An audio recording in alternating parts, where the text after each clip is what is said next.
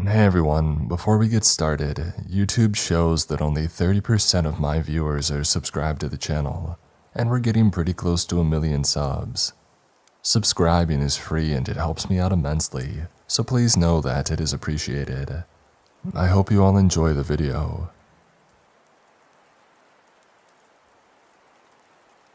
My wife Lacey was in a car crash in April of 2020. Well, not so much a car crash as a car ringing her at a crossroads at 54 miles per hour. She hit the pavement so hard that it fractured parts of her throat and collarbone. Her left arm broken in 3 places. It was brutal. As I stayed with her and her family in the hospital, we had plenty of worries. She had a serious concussion, and we were anxious that it might lead to something permanent. The doctors kept talking about the use of her left arm and her fine motor skills. It was only one single nurse who touched upon what would turn out to be the most permanent damage: her throat. At first, the doctors just told her not to speak. We were told that she had to rest and regain her strength, so there would be no talking for weeks as her throat had to heal. She also had to wear a sort of neck brace. This awful-looking metallic thing. She was in desperately low spirits, but so thankful for everything that we did. As the weeks turned to months, most of her fractures and her broken bones had healed, but not her throat. Lacey still couldn't talk no matter how much she tried. I remember once when we stood in the kitchen, I looked her in the eyes and told her that I loved her, and all she could say back was this wheezing whistle. She had some sort of panic attack and locked herself in the bathroom trying to scream. We went through a lot of trouble trying to restore her voice. Hour after hour of strenuous exercises. She even had a few minor surgeries. At one point, Lacey started drinking this sort of home remedy from something that she had learned online. She got stomach cramps for about 3 days afterward. No wonder though. Most of that recipe was only rosemary, olive oil, and some bullshit flower extract that you could order online. The result was always the same. Lacey locked herself in the bathroom and cried. A parade of disappointment. I grew impatient seeing her in despair over and over, so I joined her in a hunt for treatment. But it had to be something guaranteed. I couldn't bear to see her disappointed again. Trying to find something to restore a broken voice is close to impossible online. Just sorting through all the scams is a full-time job. Whenever I had a few minutes over at work, I would post in forums and check search alerts. I had to open up a second email account just to handle the sign-up spam. I got a few earnest responses, but most of it just linked to dead ends or holistic nonsense. There were a few genuine responses with links to articles, experimental treatments, and up-and-coming technology. Nothing was accessible or even realistic. It took me 3 weeks to get an email that I cared to read all the way through. It came from an auto-generated email account, but somehow got through my spam filter. It read, "Don't worry, I know what you're going through. I know someone who can help. Don't be alarmed and follow these simple steps. 1. Plant and care for the seeds. 2. Welcome the guest. 3. Listen to the song. 4. Don't pick the white one." At first, I didn't think much of it. It was strange, but anyone who's been online for a longer period of time knows that people like to make up stuff all the time. I just put it aside and thought no more of it. That is until 3 days later when there was a small white envelope dropped on our doorstep. Inside, there was an unmarked package of seeds. I considered flushing them down the toilet, but I couldn't. The bathroom door was locked. Again, Lacey was crying. The sound of her broken throat sniffling over the sink broke my heart. as so many times before.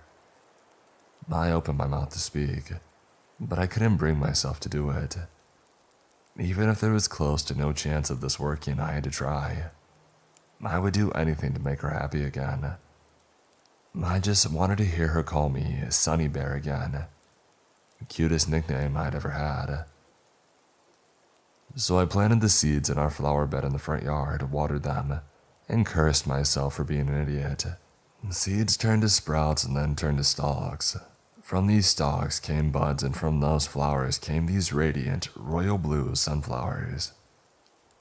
It took less than a month, and even though they were smaller than ordinary sunflowers, Lacey loved them. She tried to bring a few into the house in a pot, but they kept dying. We decided on just leaving them to be outside, letting them grow and to cheer us up whenever we left the house. Not that we went outside much. 2020 was one hell of a year. One night, Lacey and I had a bit of a fight. She got easily flustered whenever I talked too much, as she couldn't effectively talk back. So whenever I got a bit too talkative, she would leave the room. It frustrated me having to keep my thoughts on a short leash. Usually, we could talk about anything at any time, but now I had to walk on eggshells. No wonder I started spending more time soldering knickknacks in the garage. We could barely be in the same room anymore. As I was repairing our front door lamp, I noticed a shadow on our driveway. It wasn't technically our property, but it was clear that they were observing me from the road. I couldn't make heads or tails of their frame, but it was clearly a normal-sized person, possibly wearing a large coat. "Can I help you?" I asked loudly. There was no response. A brisk wind rattled the flower bed, which reminded me of that email that I got way back. It takes so little for the mind to travel to the most obscure crevices. "I think I'm supposed to welcome you," I said. "If not, well, have a good night." As I started walking back to the front door, I kept talking. It was nice to just talk again. You are welcome, just to clarify." I took one more look back at the shadow in the driveway, only to notice that it was gone. Over the coming days, I would notice Lacey standing by the window. I would ask her a few times what she saw, but she would just sigh and walk away. Soon, I stopped asking. Several times a day, she would stand by the front door and look out the window. And every time, she would look in the same direction as to where I had seen that shadow of a person standing in the driveway. And yet there was nothing there. Not that I saw. It was by now that we had started sleeping in separate beds. She had expressed how she felt pressured and sort of intruded upon, and that she had wished for us to find our way back to each other with love, rather than obligation and a sense of must. I couldn't blame her. Marriage takes work, and she wouldn't be happier if I forced her to do something that she was uncomfortable with. Instead, I started sleeping in the guest bedroom. She would still be kind enough to make the bed while I was at work though, so not at all was lost. There was a warmth between us still. I didn't even think about the third item on the list. Listen to the song. What song? It didn't make any sense. Yet I found myself thinking about that list more and more. I had done 2 things on it, and it hardly took any effort at all. It was almost as if it was being done to me, rather than the other way around. But there was no song to listen to. At least there wasn't until I started listening to Lacey. I don't know how long she had been humming it. It was that kind of droning background noise that had always just been there. She could still hum and hit all tunes, but I had no idea what the song actually was. So one day I just kissed her on the cheek and asked her about it. No idea. She responded with her text-to-speech app, a nursery rhyme. It kinda had the tune for it, calm, a bit melancholic, music boxy in a way. There was no way to just search for the tune, but I couldn't stop thinking about it. Hell, if it were 3 points on a 4-point list, I might as well go all the way. I started humming it too, in fact. I hummed it so much that I started to make up my own words for it in my head. At one point, during lunch hour, I stopped to put it all in writing just to see what Lacey would think. I wrote, "You're my friend, I'll sing your tune. A setting sun to rising moon. I ask you, buddy, buddy blue, won't you be my sunflower too?" I showed it to her as soon as I got home. To say Lacey didn't care for it would be an understatement. She just stared at the paper.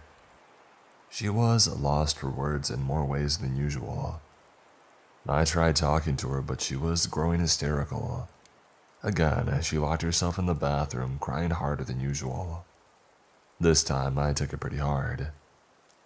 "Just fucking talk to me," I screamed, pounding at the door. "Just use the damn app. Make a fucking effort." No response, just more crying. "Lacey, for the love of God, you gotta give me something to work with. Just please, just make an effort. I'm right here. You're the one locking the door. I'm standing right here, I'm with you, please." And yet, despite all the pounding and all the yelling, the door stayed locked. A paper slid off from underneath the door. It was the lyrics that I had made up for the song, with a big "fuck you" written across it with an eyeliner. That night, I was near the breaking point. We were getting into November and even the blue sunflowers were getting dry. I took a 2-hour walk through what was quickly turning into a harsh storm, blowing leaves into my face the entire way. When I finally got to a nearby restaurant turned bar, I decided to take out my frustrations on whatever number of drinks it would take me to calm the fuck down. Right next to me were 2 guys who worked at the street mill about half an hour's drive south. I had seen them around town, but we never really talked before. Still, after living the life that I had lived for the past few months, I wanted nothing more than to talk until my throat was sore. They seemed eager enough to keep a conversation going. If nothing else, at least we could all complain about work. 3 drinks in, I started talking about Lacey and her condition. One of the brothers just nodded along, but the other looked at me curiously. As I stumbled into the topic of the strange email that I had gotten, he just stared at me. "I've heard that," he said. "Ain't that the silver tongue game?" The brothers looked at one another. "Yeah, you're right." The other brother coughed, slack-jawed. "That takes me back. Apparently, the silver tongue game was something that kids who wanted to be great singers used to play back in the 1910s. It was still a local topic of conversation, sort of a forgotten superstition. Not that they had mentioned it, I could vaguely remember hearing about it. The first rule to planting care for the seed was not meant to be so literal. Originally, it was about daring kids to swallow sunflower seeds and then drink as much water as they could. The second rule to welcome the guest was a metaphor for breaking a rule. Kids weren't supposed to welcome guests into their house, so to welcome a guest was shorthand for doing something you're not supposed to. The third rule, to listen to the song, was to sing a specific nursery rhyme where others could hear it. Anyone who knew of the game would recognize it and punish you, but most adults tend to forget it as they grow up.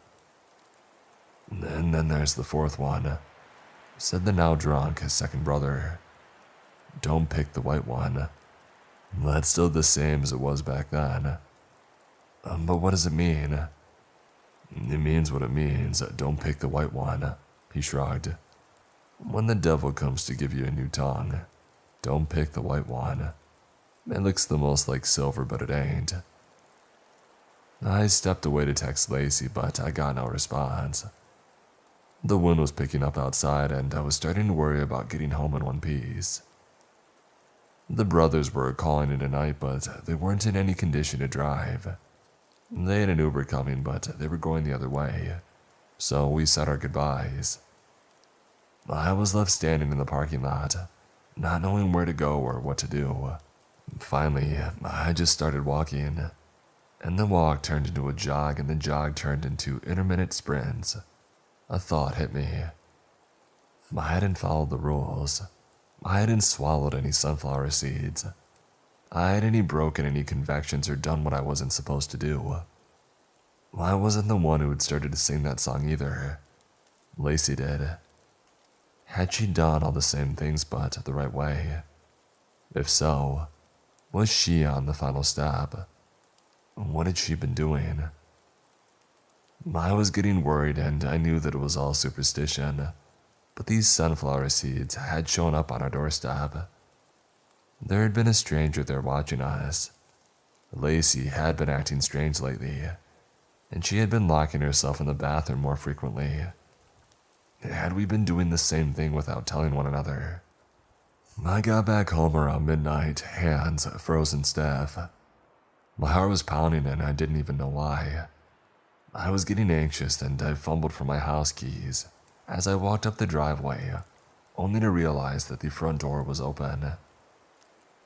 I don't know at what point I started saying, "No, no, no" to myself, but there it was, repeated like a fucking Hare Krishna mantra. "Lacey?" I called out. The house was quiet, except for the wind forcing itself through the cracks in the front door. I hurried to the bathroom, only to see that it was still locked. I pounded on the door, but it was useless. I ran out to fetch my tools, only to see a shadow standing in the driveway. I don't know if it was the same thing that I had seen before, but there was one difference between this time and the first time that I had seen them. I had fixed the light that goes above the front door.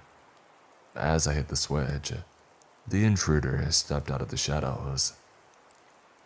I'll never forget the sight of this woman, easily 6'5", but all hunched up in a crouch. She had this wild, bush-like black hair that pointed in all directions. Her skin had this metallic gray and blue tone with a dry and hardened texture, like cracked leather. At first, I didn't even think that she had a face, as it was so thin that I could see more of her skull than her features. Her eyes were completely covered in gray, and her pale lips were retracted in a forced smile. She was emaciated beyond what I thought a human could survive, and wearing nothing but a large, fur-like cloak. I could see the edge of her naked knees, her feet and elbows sticking out. There was something on the inside of her cloak. Tongues? "No," my mantra continued. "No, no, no." Her face barely moved, but it didn't take much for me to realize that her mouth had curled into a smile. I started backing away into my garage and she started sprinting towards me.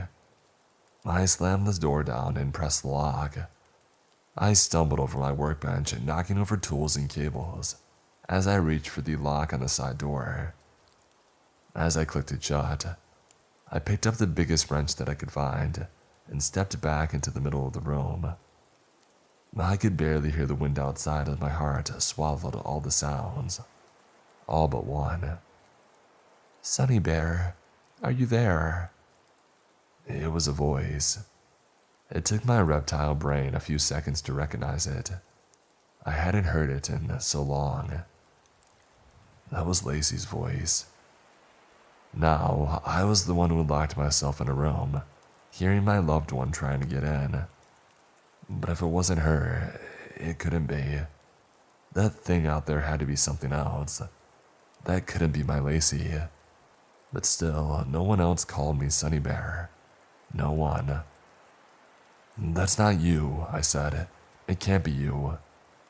"It's me, baby, open up." "No, fuck you." "You're not thinking straight, let's talk about this." "Tell me what you wrote on the note." It got quiet. The wind was howling outside, drowning out my thoughts. My heart was pounding so hard that I could feel it turning my stomach. I was gonna be sick. "Tell me what you wrote." No response. I fucking knew it. It felt like an eternity, but it must have been no more than 10 seconds that had passed. Come out and she'll get a new one, the lazy voice said, slowly shifting pitch. I don't fucking trust you. She chose the white one, you know. The voice had turned venomous and dark, only keeping a vague cadence of what used to be Lacey. What does that even mean? You'll see, Sonny Bear. Just go away. You'll never hear her again. No more whispers and no more songs. This pissed me off to no end. My mood swung from a complete, tear-drenched panic into a stomach acid-fueled rage. I swallowed my thoughts, feeling my dry tongue stick against the corners of my mouth. I tightened the grip on my wrench as I opened the side door. Nothing. I hurried inside the house and, using the wrench, managed to break the lock on the bathroom door. There on the floor was Lacey. Her tongue was swollen and white and her eyes were blank and she wasn't breathing. I just fell to my knees, dropping the wrench. I took her into my arms, just repeating the same thing over and over. No, no, no. I had to try something. I fumbled my phone out of my pocket and dialed 911 on speakerphone as I started giving her CPR. Every breath that I blew into her mouth tasted a foul copper, but there was nothing that I wouldn't do.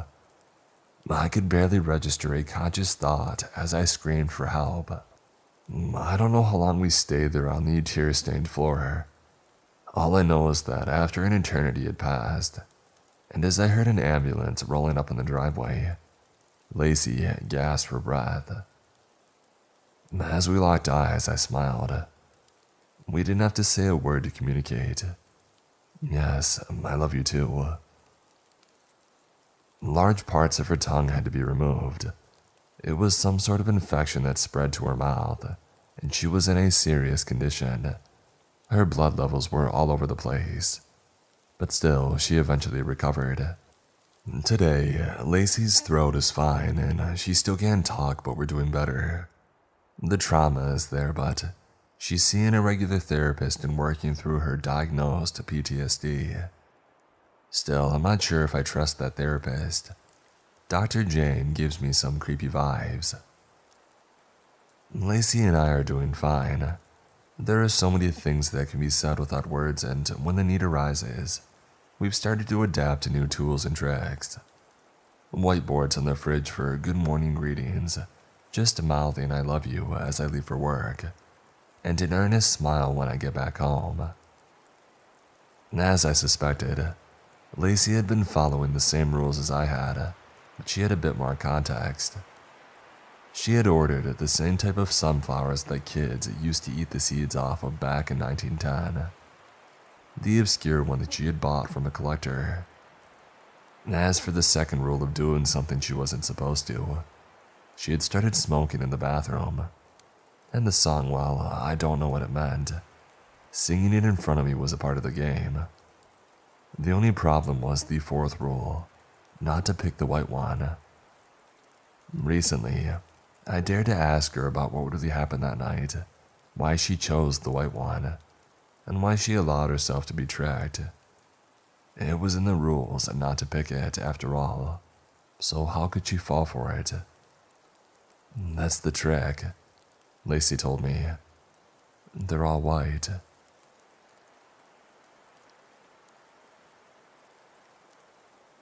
I was looking through my old computer and found my old blogs from when I had traveled a lot. Unfortunately, I don't go out much, if at all, these days. I was reading through them, and there are a few quite profound, horrifying experiences that I had had over the years.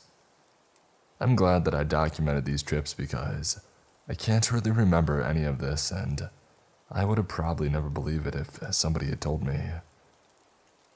I have decided to post them here for you all to have a look and hope that I don't come across as crazy. I wrote these as they happened at the time. These are true events, the places, the names, the events themselves. Nothing has been edited. The hotel that only sleeps one. Summer 2013. First trip of the summer. June 1st, Saturday, 9:33 a.m. My name is Steve. I live in a city called Dundee in Scotland. We have the Highlands right on our doorstep and breathtaking scenery just minutes from the city. It's a fantastic place to live. I work in a school, so I have the whole summer off every year to do what I want. Normally spending the final few weeks of term planning trips to remote locations all across the UK. I like to go and visit great hiking spots, climb mountains, fishing trips, sailing, you name it. These are my blogs. I like to keep records of all my trips and share them on various forums and sites, mostly to do with tourism in Scotland, but also other parts of the UK, for anyone who may be thinking of exploring little-known places that might be near them, or even anyone possibly looking to come to the UK for a vacation or to live or to study or whatever reason. This will be a record of my first trip of 2013. There's a place way up in the far north of Scotland called Cailescu. It looks beautiful from what I've seen. There's a small 17th century hotel there called the Cailescu Hotel. It is right in the bank of the Loch Glendu, which translates to English as Black Glen. For those who don't know, in Scotland, a glen is a term for a deep valley, and the loch is a Scottish or Gaelic term for a body of water, essentially a lake. You may have heard of Loch Lomond or Loch Ness, perhaps more likely the Loch Ness Monster. I urge you to check it out so you can see how beautiful this place is. I truly hope that one day you might be able to visit it yourself. Now, I've been trying for over 2 years to get a room at this hotel, but every time that I check the availability, there's only ever one single room with a single bed available. I mean all year round, not just in the summertime. As I was always traveling with my girlfriend, this wasn't an option, so I checked daily, waiting for another room to become available. Maybe I would get lucky with a cancellation. Unfortunately, we had separated 2 months ago, and I just checked, the single room is available. So I booked the room for 5 nights. I've packed my things and I'm making the 4.5-hour drive to Cailescu today. I can't wait. I'll keep my blog updated on my travels as I go on. For now, I'm about to leave. The car is packed and I have a coffee, some snacks, and a playlist at the ready.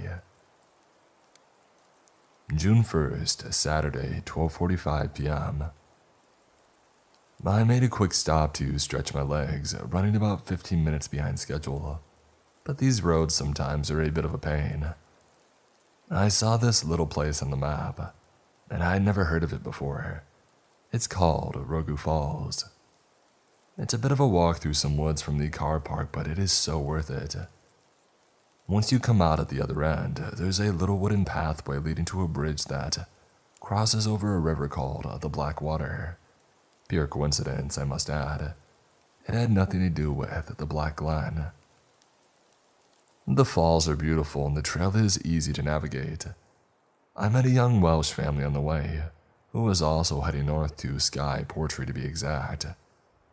Portree has been one of my favorite destinations and I couldn't recommend it enough. I made my way back to the car, after a few photos and some more exploring. I'm sure that you can fish for salmon in this river, but unfortunately I had to go. I will definitely come back one day for that. Just about to set off for the remainder of the drive. June 1st, Saturday, 3:35 p.m. Just arrived at Cailescu. It took a bit longer than I had expected or hoped, but wow. There are actually 3 lochs here which I wasn't aware of. The scenery is absolutely out of this world. Rolling hills and mountains in the backdrop, surrounded by almost nothing but fields and lochs. My check-in time is 4 p.m., so I took the time to have a wander around the area. Cailescu appears to be mainly just a single road off the A894. If you check it on a map, you'll see what I mean. There are a few houses on the road towards Loch Glendow, and a little building that seems like a public toilet. Then at the end is the hotel, and it looks nice enough to be fully booked, but it looks quite empty. In fact, I haven't seen a single person since I got here. I went back along the road to the way that I had come from and made the short walk to the Kailaskew Bridge. It was a nice little road bridge over the loch. You can just about hear the water below, which is very calm, complemented by these stunning views. I walked back to the hotel, but just before I checked in, I noticed that behind the hotel was a little maze which I'll have to explore. But for now, I need to get in and lie down and possibly get something to eat. June 1st, Saturday, 4:15 p.m. Okay, so I went to the door.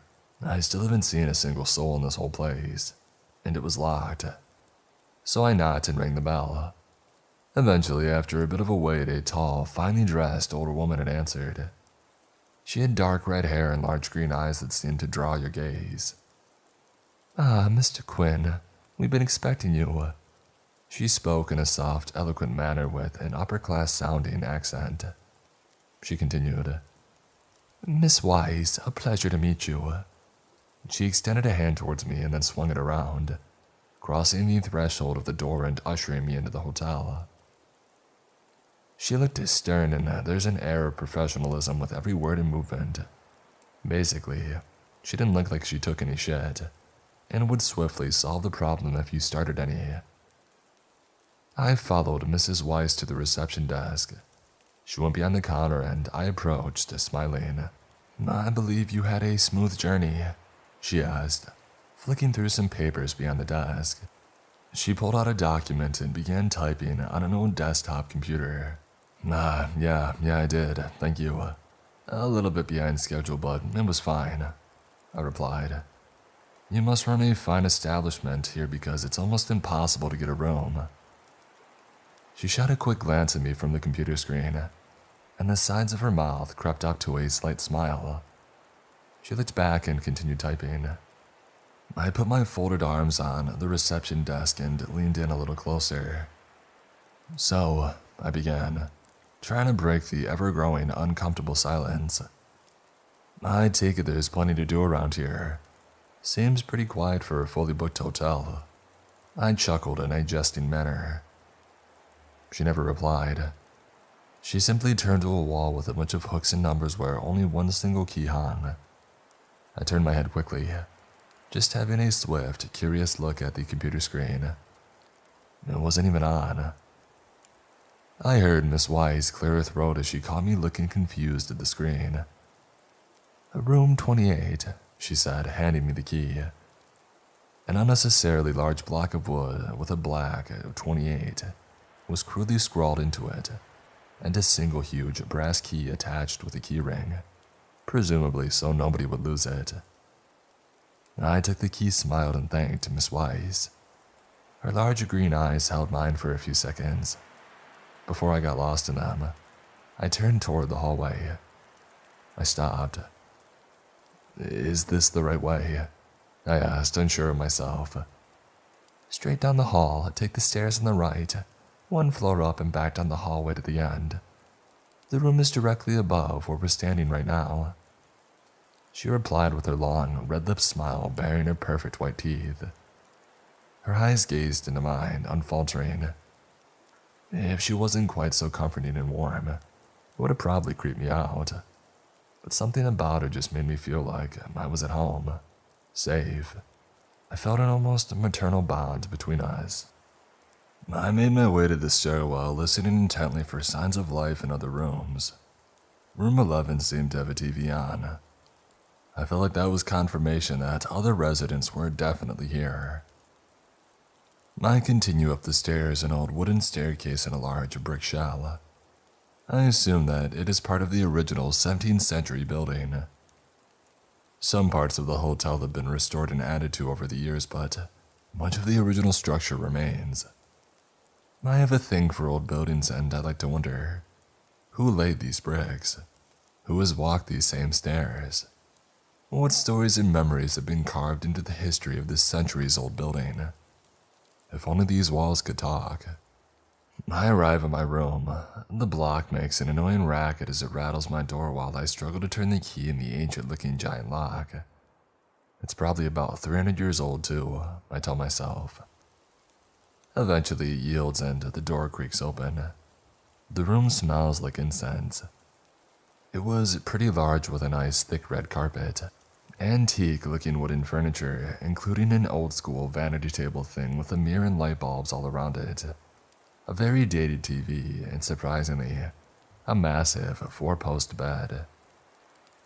It made me wonder why this room was only available for one person, when it's definitely large enough for two. I checked out the bathroom, which was located right by the entrance to the room, and immediately left as I walked in. It was immaculately white and clean with a huge bathtub and a shower attachment. I was happy with that. I went back into the room and opened my case to start putting my clothes away. The bedside alarm clock read 4:32 p.m. On the table next to my bed lay a small pamphlet with a map of the area, things to do locally, and information about checking in and out, dinner, breakfast, and the bar. I had a quick glance. Dinner begins at 7 p.m. until 11 p.m. Last dinner order was at 10:30.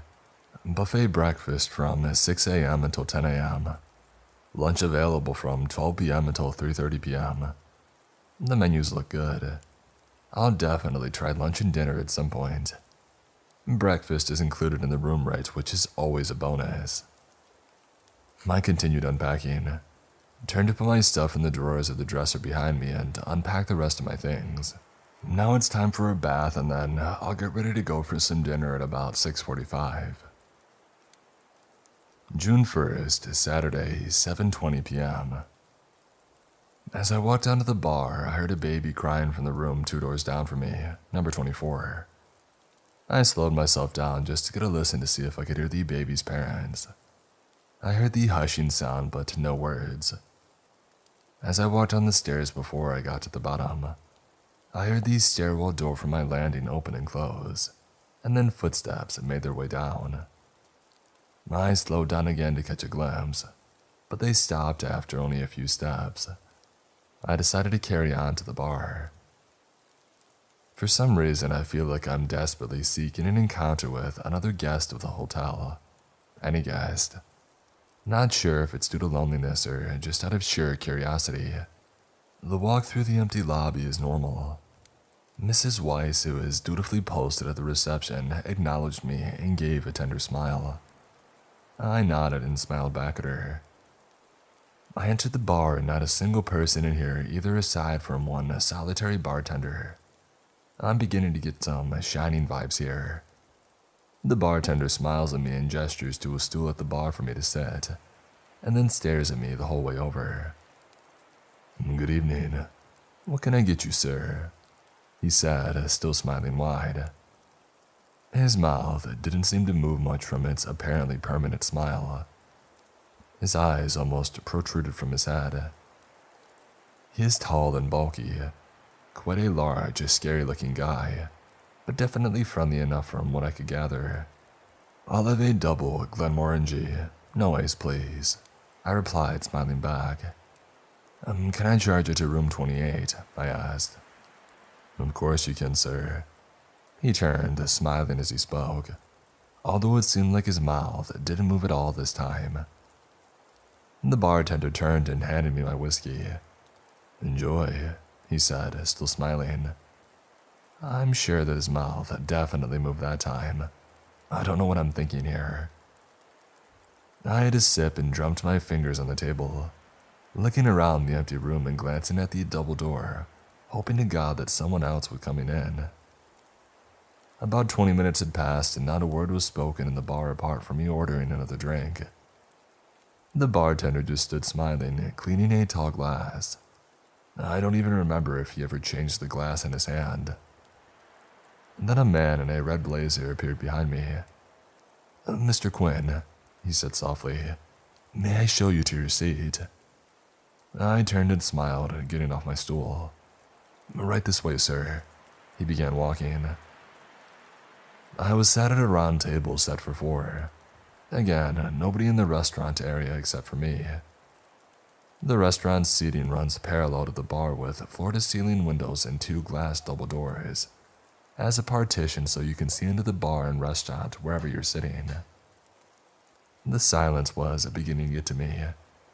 The only noise was the clinking of my cutlery on my plate. No talking, no laughing or music or anything. The bartender still stood smiling, cleaning what I am sure is still the same tall glass. Everything seemed so robotic. My dinner, by the way, was delicious and I had a steak, a huge slab of ribeye cooked and seasoned to perfection, with a side of potatoes and some vegetables. 10 out of 10 for the food, 7 out of 10 for service, 0 out of 10 for atmosphere.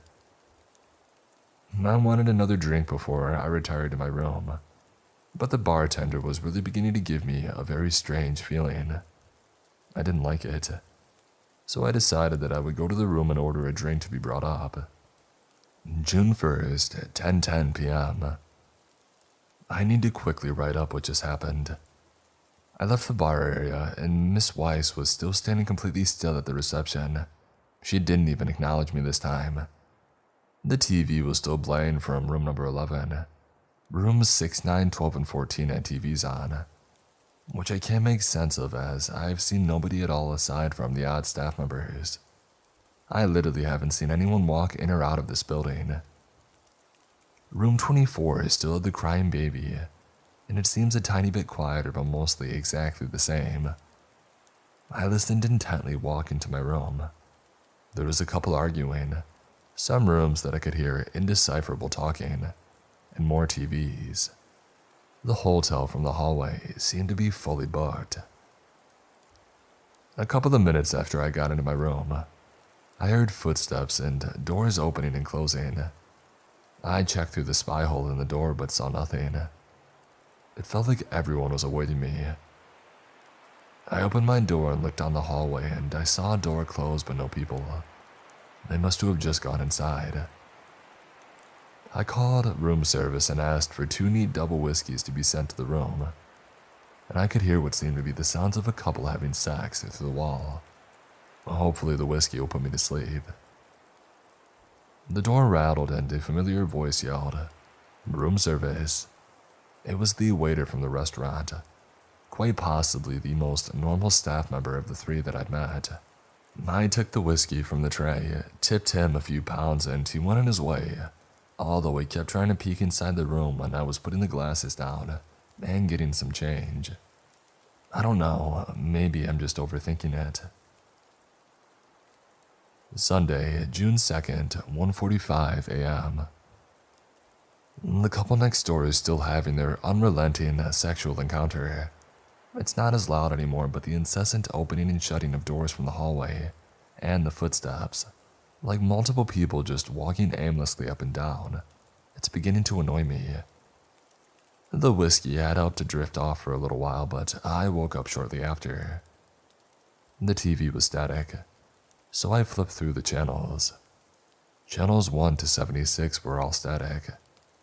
Channel 77 had a grainy image of what appeared to be an old game show that I had never seen before, and the rest were all static again. It made me wonder how everyone else seemed to be able to get their TV to work. I got up to use the toilet. My mouth was dry and my bladder was aching. I turned the light on and immediately turned back around. Something wasn't right. My urge to urinate had dissipated as my heart had thumped. Something just happened, and I couldn't put my finger on it, like a weird scraping or a sliding sound. I scanned the partially lit room with only the glow of the TV and the bathroom light to illuminate as much as possible. I stood absolutely frozen as I squinted to see every dark corner of the room. And then I saw it. My cupboard door was half open. I know that it was closed because I never put any clothes in there. I haven't even been near the cupboard, but one door had been swung halfway open. I switched the light on. Now, with my heart racing, hands trembling and fear building, I really had to pee. But I didn't want to take my eyes off that cupboard. Instead, I walked back over toward the bed and switched the main light on. It lit up a little bit inside, but there was nothing there. I plucked up the courage to just open the door and get it over with. If I didn't do it sooner, I would have ended up peeing myself and feeling like an idiot. I grabbed a portable stove that I usually bring in case I end up camping out somewhere for the night. I raised it up, jolted the other door wide open, and swung the stove. It hit only the air inside the cupboard. I felt so stupid. I checked everywhere else and under the bed 3 times, but there was nothing. And then I felt okay to go and relieve myself of a now shooting pain in my abdomen. I opened my room door once again, just to have a peek down the hall. Again, I found nothing, even though I just heard someone pass my room. I probably won't sleep very well tonight. June 2nd, 7:45 a.m. I did not sleep well last night. The bed was comfortable enough, but the constant banging of doors, coupled with people walking around like mad, kept me from properly getting to sleep. I'm about to head down to breakfast. I'll update you when I return. June 2nd, 8:25 a.m. The breakfast was incredible. It's buffet style, so everything you need is all out, freshly cooked and ready to go. I may have overindulged, but I need the energy. I probably had the equivalent of about 2 full Scottish breakfasts, but once again, I was the only person there. The waiter, the same guy from last night, was very attentive, serving me with cups of coffee and making sure everything was up to standard. His name is Brian. He's a nice guy, and I was happy to tip him £5 for his trouble. I got back to my room and found that it had been cleaned to within an inch of its life, so that's nice. I'm about to try out the shower and then get ready for the day ahead. June 2nd, 8:35 a.m. I was just about to go in the shower when I heard some laughing outside. I sprinted to the window so fast that I almost flew out. People.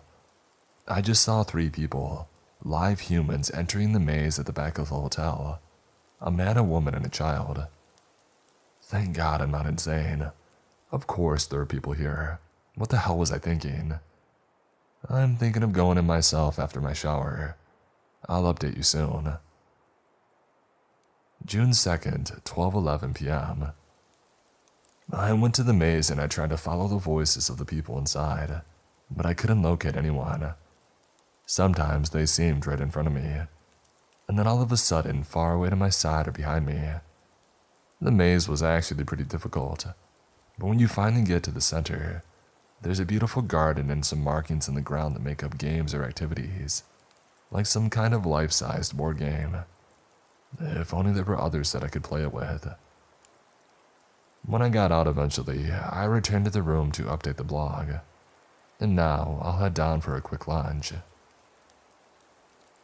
June 2nd, 1:05 p.m. I just finished lunch.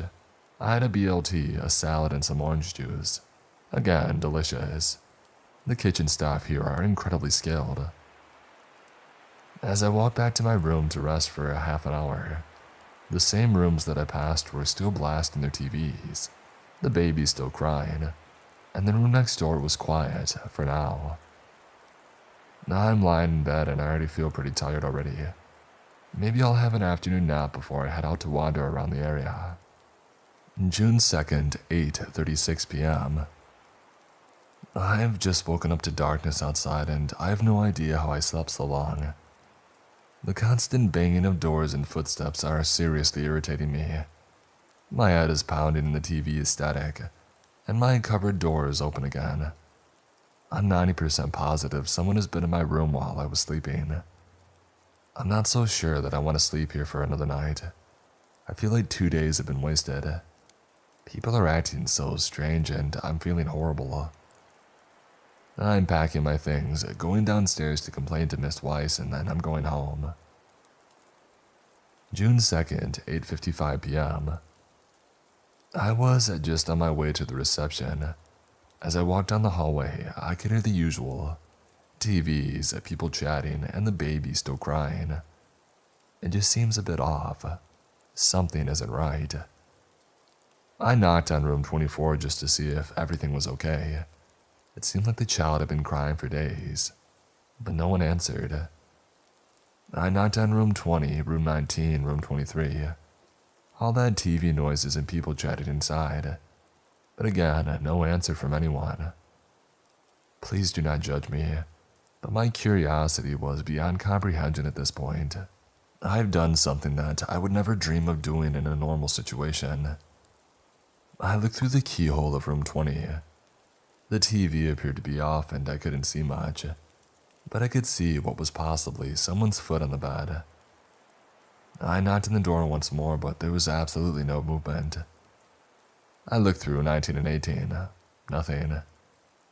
In room 22, I could see someone sitting in a chair, but they looked asleep. Still, perfectly still and facing away from me. I couldn't make out anything but their shape. I tried room 24. What I saw almost made me choke in fear. There were two people in the room, adults cradling a child in their arms, both absolutely still. The child was crying, or at least it was a sound of a child crying. I couldn't quite make sense of what I was seeing, but when I could focus better, I saw that they were dummies like old school crash test dummies you would see on TV or something. No faces, and there were black and yellow circle things on these sides of their heads. I gasped and I sat back on the floor.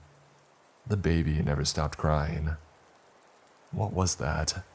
Why were there dummies in the rooms? I checked another couple of rooms and saw old tape recorders playing conversations and background noise. I saw another dummy in each of the rooms too. I felt myself shiver. My spine had 1,000 tiny daggers rolling up it, and my hair stood on end. I went back to my room to think about what I should do next. June 2nd, 9:15 p.m. My room phone rang. Miss Weiss asked why I didn't come down for dinner, and I told her that I wasn't feeling good. I used the opportunity to complain about the other guests to see what she would say. I haven't been sleeping well. The guests next door to me have been very loud, and other guests on the floor are constantly banging doors. Other guests? She had asked. Oh, the other guests. Excuse me, I will come right away and speak to everyone. Hopefully that will help with the noise level. She sounded off, nowhere near as comforting as before. I kept my eye on the spy hole in my door to see if I could see anything. I also put the latch on because I had a very bad feeling at this point. Miss Weiss arrived at my door within 1 minute. She was looking down the hallway, whispering and waving someone over. I saw the giant, smiling barman arrive with what I'm sure was a machete. I only caught the quickest glimpse before Miss Weiss put her finger to her mouth, telling a third person to be quiet. And then she put her thumb over the spy hole. The door knocked and Miss Weiss spoke. Mr. Quinn, could you show me which of your neighbors were making all the noise, please? It'll only take a minute. Her words rang like they were in a tunnel. They echoed in my ears. I felt dizzy, faint, and I was panicking, but I didn't want her to know. Yes, give me 2 minutes. I'm just getting out of the shower. I began pacing around the room, thinking of what I could possibly do. She knocked on the door again. Almost ready, I'm sorry, I shouted from the far end. I looked out the window. If I could hang out and swing over a bit, I could make it to the sloping roof just off to the side, and then probably make it down okay from there. It was really my only option. I dangled my legs, holding onto the sill, and started swinging side to side. I threw my legs up for one last push of momentum and let go, almost breaking my ankles as I crashed to the sloping roof. I began to slide down, and I can now hear banging on the room door and some shouting. I clung to a pipe and slowly lowered myself as low as I could get, before my hands quickly gave up, and I found myself falling to the ground below. When I landed, I looked up, and to my absolute horror, I saw the barman's head leaning out of my window and quickly disappearing again. Time was of the essence, so I sprinted to my car and I grabbed for my keys. I could have cried right on the spot. My car keys were still in my room. Hearing the voices grow louder as 3 people emerged from the hotel entrance, I decided that my only option now was to just run. I ran along the road until I met one of the adjacent houses. It was in darkness, so I rattled the windows as I ran past and hopped the fence to the next. It was also in darkness, but it had a car parked outside. I banged on the windows and door before quickly jumping to the next garden. There was a light on at the far end of this house. I banged frantically on the door and then ran to the window. I saw a family inside, so I banged, but they never responded. I banged hard again and then I noticed. There were black and yellow circles on their heads as they sat motionless in various poses. I felt helpless, drained. I felt sick. I slumped to the ground and sobbed. Why the fuck did I forget my keys? Footsteps quickly found me, and before I could react, the world went dark. My head was spinning. I could taste horrible, thick, coppery saliva running down my throat. I was bound to a chair, both hands and feet. Footsteps approached and a man walked in. I could barely see in the shady dim light, but the silhouette resembled the giant bartender. He had some sort of clubber pipe in his hand and a cup of coffee in the other. He sat on a stool in the corner of the room, and then Miss Weiss came in looking very different. Cigarette in her hand, and looking generally more rough for a lack of a better term. She sat at a table across from me, blew smoke in my face and laughed. So, Mr. Quinn, you've made it to the recruitment stage. Well done. Most tend to end up trying to luck by attacking some of us, which doesn't bode well for the vast majority of people who have discovered our secret prematurely. You have been one of the lucky ones. Lucky? I asked, sarcastic but not taking anything away from the absolute fear in my voice. Oh yes, Mr. Quinn, lucky. Only a few have made it this far. The only other option is being buried in the maze, so I would consider your current situation lucky. If you had tried anything else, you would have not been so lucky. I can assure you that much. She glanced over at the hulk of a bartender, who sat staring and smiling. Miss Weiss continued. Terry here. We'll begin your training shortly. It should only be a couple of days, and then if you pass, we will have you fitted with a uniform, and you will be assigned to a post. Sound good? Any questions? Only about 1,000, I thought to myself.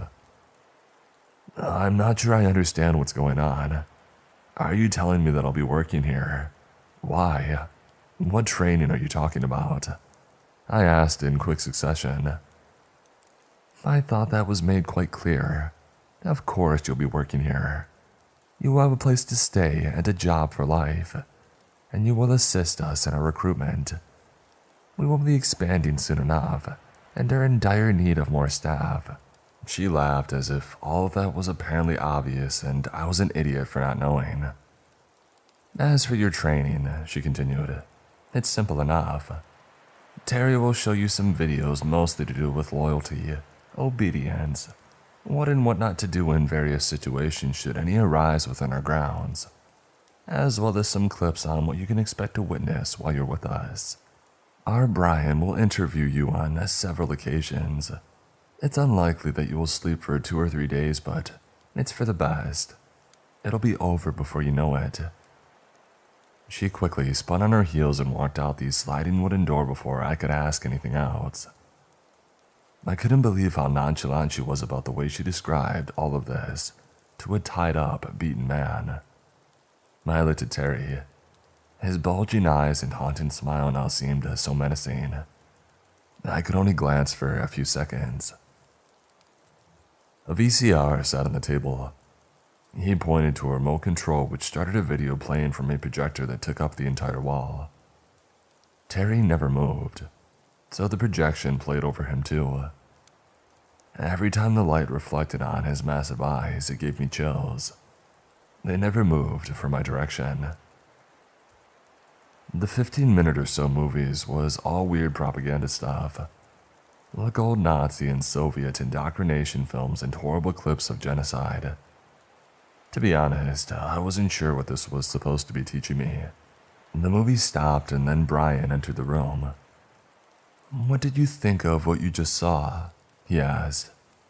"I don't really know. I know what it was, but why was I shown this?" I was utterly dumbfounded.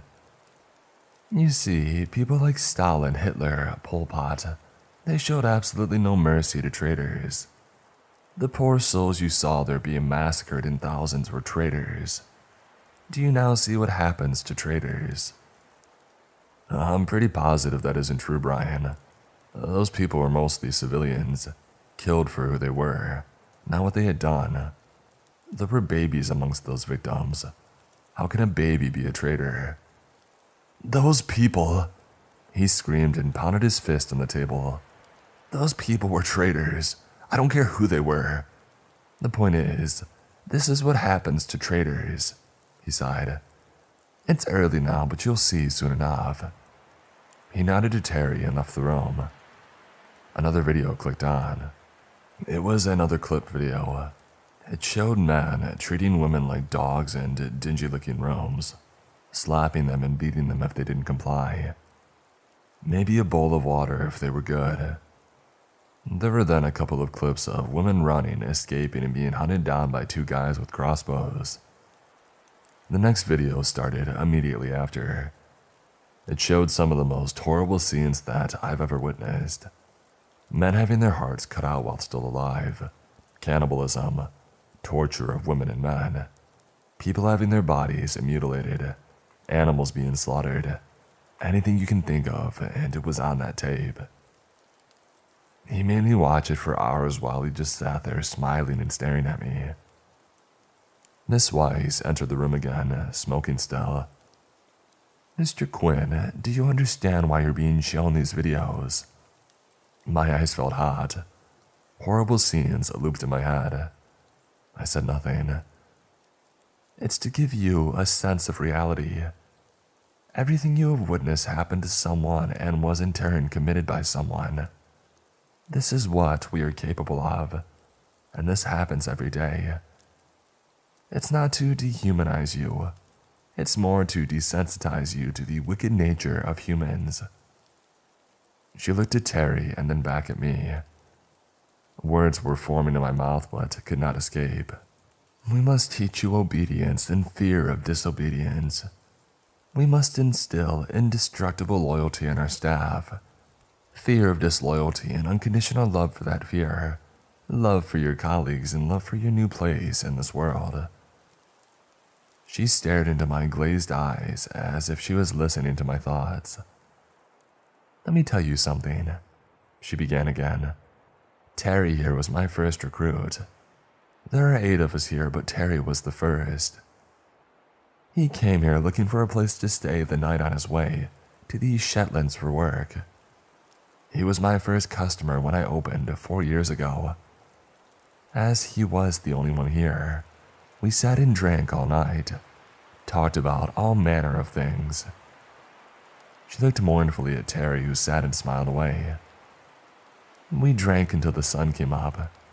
He couldn't drive that day, of course, so I offered him another night free of charge. And we did the exact same thing the following night. I eventually convinced Terry to work here with me. It's closer to Glasgow where he's from, and I offered good money and free accommodation. The hotel business isn't easy.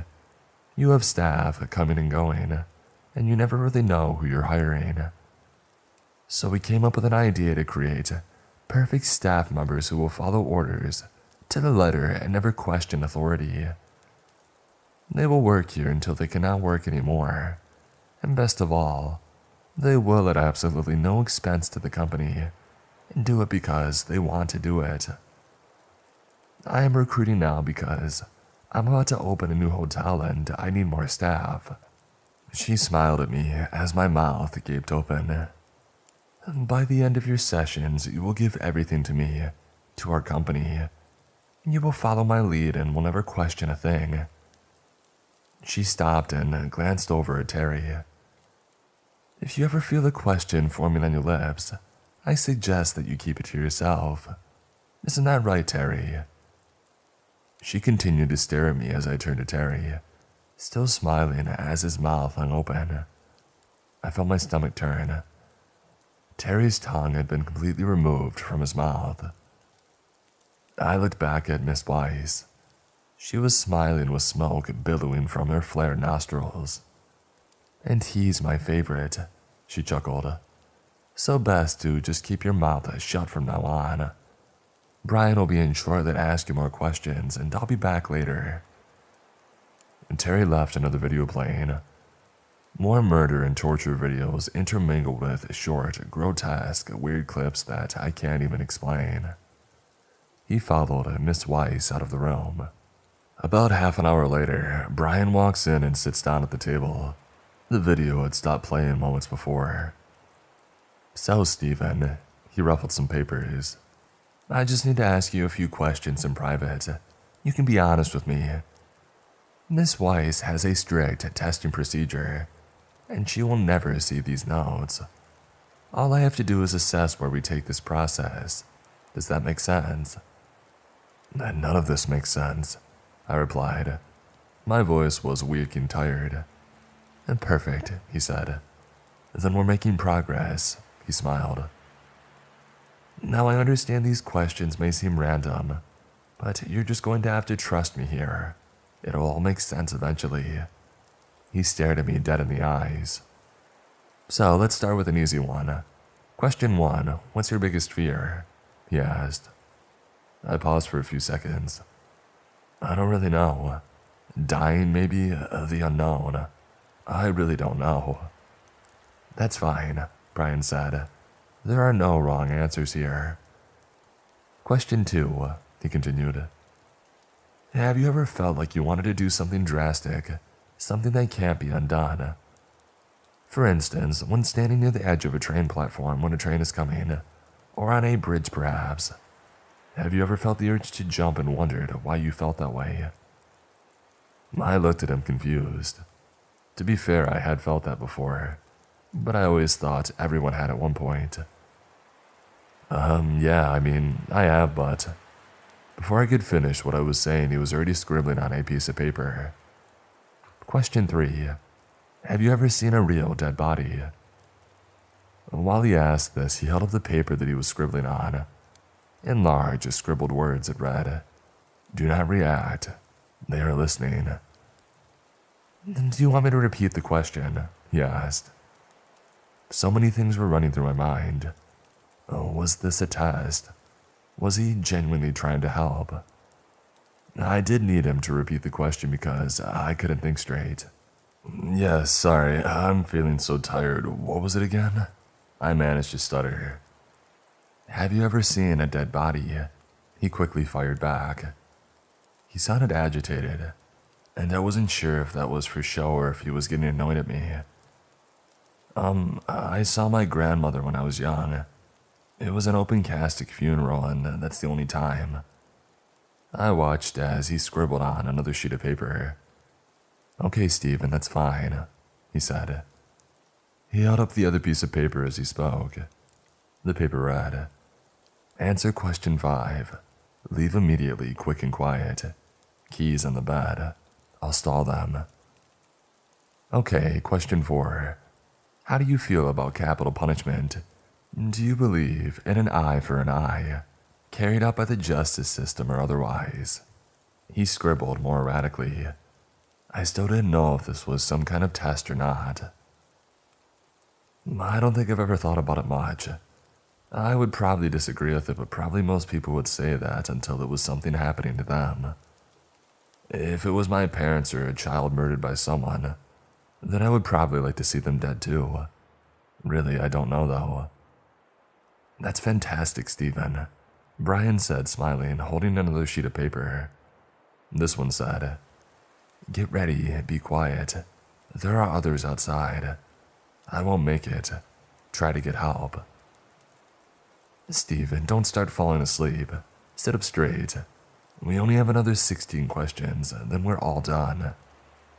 He walked behind me, sliced the rope that bound my hands, and sat quickly back down. Shoulders straight, head up. That's better. Question 5. He nodded at me and I nodded back. I frantically untied the rope at my ankles. He continued, "Have you ever filed a report to the authorities that resulted in another person's arrest?" "No," I said, and immediately stood up, ready to go.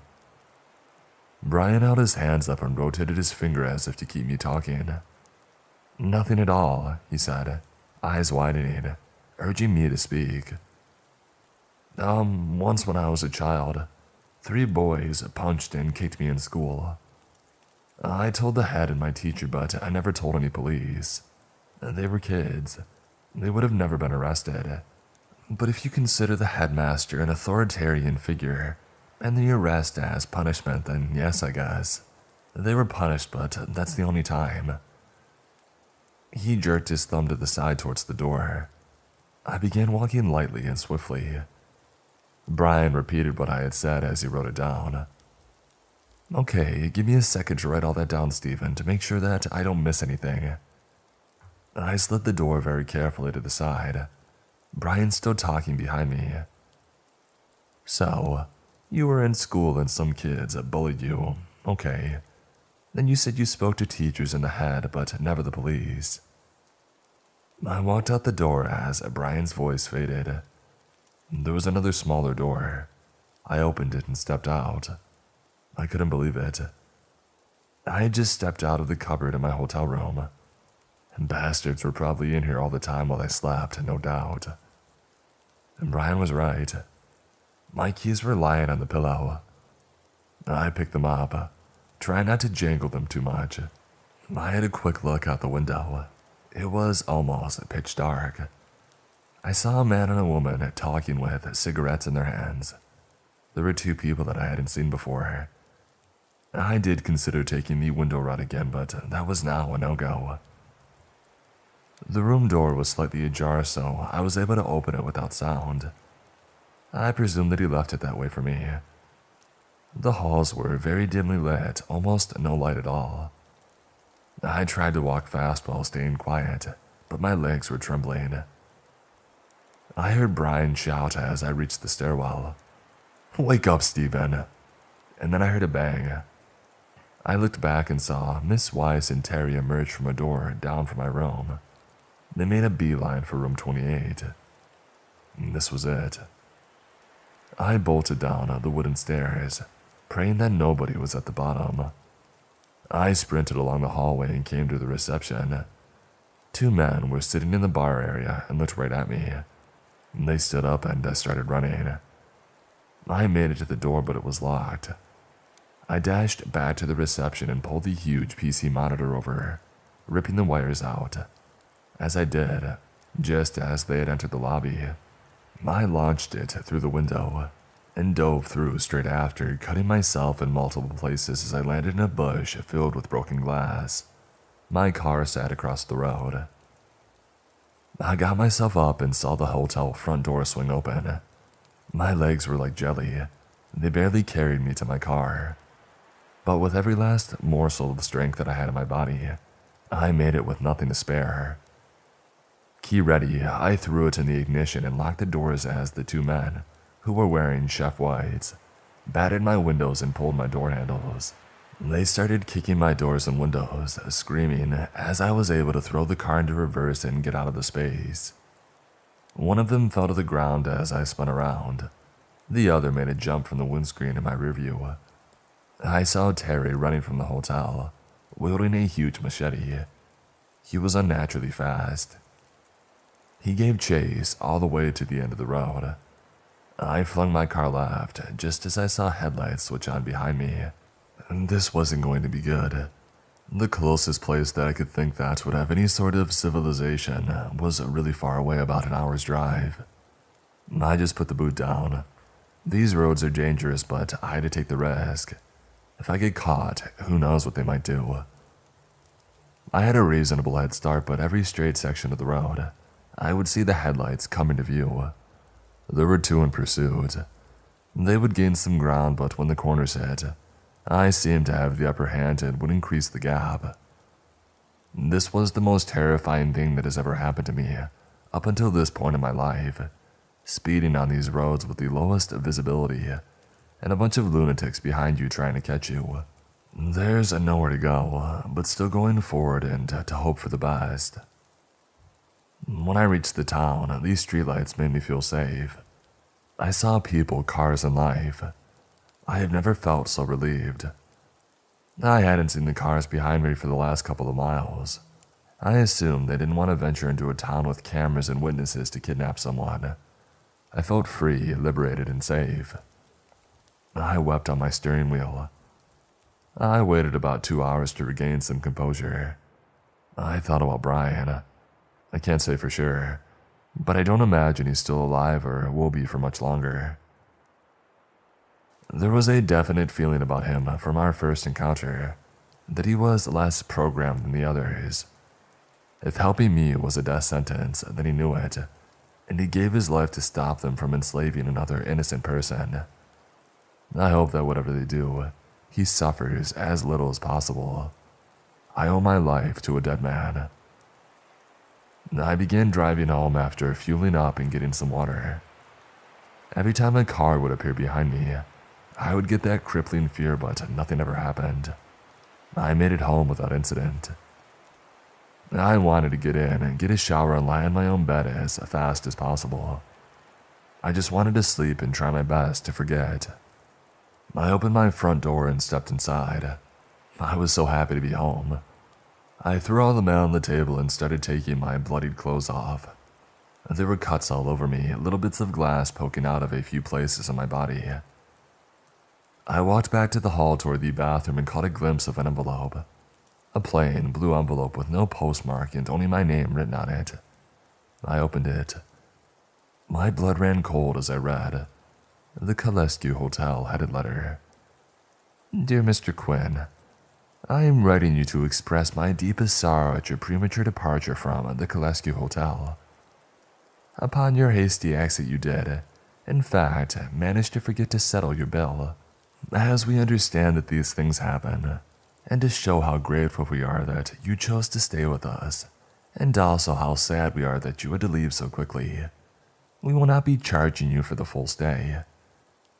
I have had a staff member deliver your revised bill and receipt personally for your records. Payment of this new amount will be taken from the original payment method and details that you provided upon your booking. We hope to see you again in the near future. Kindest regards, signed, Catherine Wise. They know where I live. I googled this hotel and it has changed massively in appearance in the 8 years since I was a guest.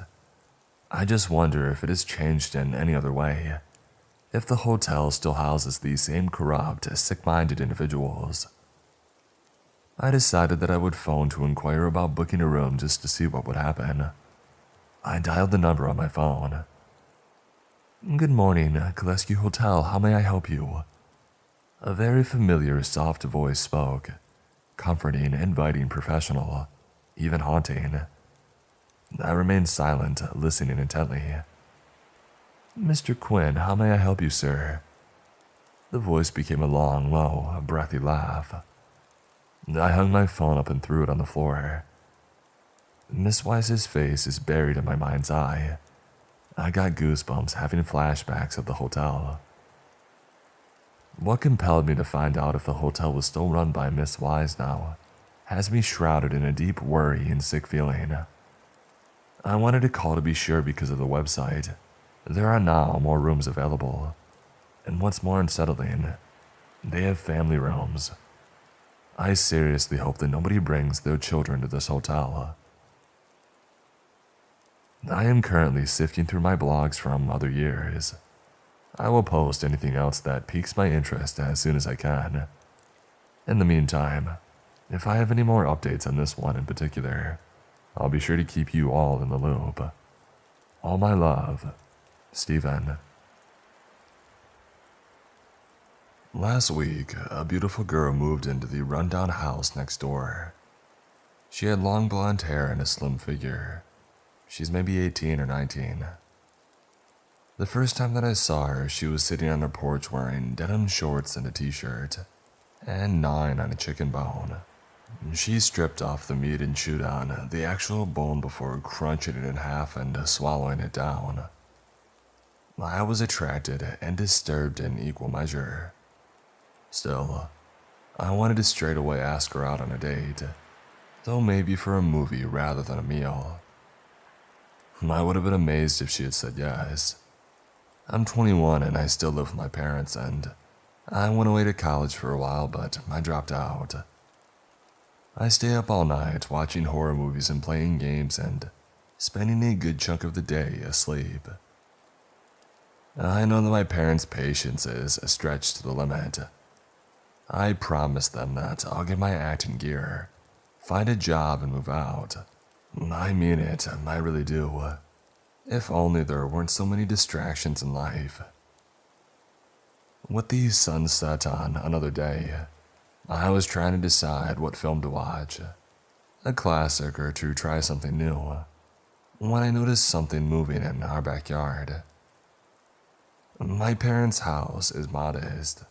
They don't have much worth stealing, and there isn't anything fancy such as security cameras.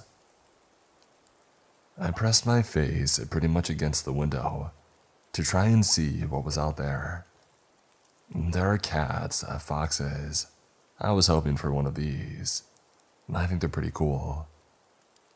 I was surprised to see that it was the girl from next door.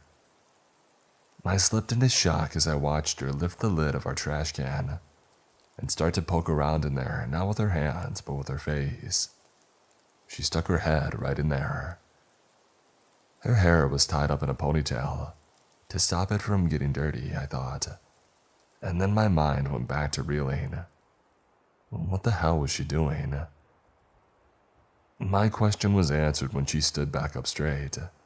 In her mouth, she had the remains of the joint of meat that we had had for dinner 3 nights before, and had been providing snacks and fillings for sandwiches since then.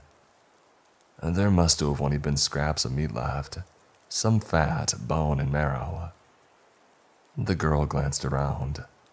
I ducked down nervously, as if I was the one doing something weird. I chanced to look a minute later and saw her climbing back over the fence, which divided our 2 properties. I didn't watch any movies that night. I sat staring at an empty screen. By dawn, my heartbeat had almost returned to normal, and I had worked out what was going on. She must have been starving.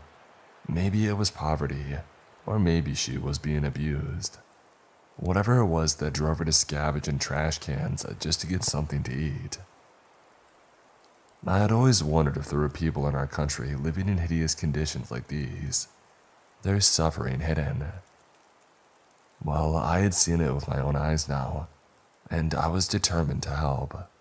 Blinking in the morning light, I really was not used to being up and around before mid-afternoon. I went over to her house. She must have seen me coming because, just as I stepped onto her porch, the door opened and she came out. She put her fingers to her lips. I could hear movement inside of the house. Her parents, I guessed. Had she just warned me not to disturb them? I had no idea what the right thing to do was, so I decided to plow on. I cleared my throat. "I'm David," I said. "I live next door." I would start with us getting to know each other. I would gain her confidence, and then I would be there for her, be the person that she needed. She stood on her porch and looked at me. Her eyes were emerald green. I had never been close enough before to see this. Sweat trickled down my neck. Nothing to do with the heat of the day. I managed to go on. Could I ask your name? She tilted her head in response to my question. Her eyes grew wider and did not speak. Me, David, I said, and pointed at my chest, and then pointed at her. You. Still nothing. My shoulders sagged and I sighed. Sorry, bad joke. I don't know if there had been a moment or any connection between us, but if there had been, it was gone. I joined her in silence before finally admitting defeat. It was nice to meet you, I said, and I turned tail. The rest of that day was horrible. I could not stop thinking about her for even a few seconds. I kept glancing out to see if she was back out on the porch, but there was no sign of anyone. I spent intervals staring at my laptop. At one point, I drew 2 overlapping hearts. I wrote, "Trash can girl" in one, clicked in the other and started to type David, but then I deleted the whole thing. I had never felt so dumb in my entire life, or so sad. Around dusk, I dragged myself out of the house and I walked the streets. Was this what was being in love was like? If it was pretty lousy. And then I had a brainwave. The weight of this girl's heart was clearly her stomach. I had just about enough of my account to buy a pizza. Meat feast seemed the obvious choice from what I had seen. I would buy a pizza, take it round, and she would devour it, and I would try again. My name is David, what's yours? Genius, it's simple, I thought, as I carried the pizza to her house. I waited for a moment at the base of the porch, expecting her to have seen me again and make an appearance. My heart was beating 10 to the dozen. Nothing. No swinging open door, not even a creak. The smell of the pizza was drifting up at me. I went to knock on the door, and when I touched it, it moved. It wasn't locked. I pushed it open an inch and called out quietly, "Hello?" There was no reply. I can't really tell you what I was thinking apart from the prospect of seeing her again. "Hello?" I tried again, still nothing, so I opened the door and went inside. The room that I entered was dark and kind of smelly, to be honest. To be very honest, it smelled like a public toilet on a hot day. There wasn't much furniture, no carpet. My eyes were adjusting to the darkness, and I thought that I could make out tear marks across one of the chairs, as if someone had slashed it. They're going through hard times, I reminded myself.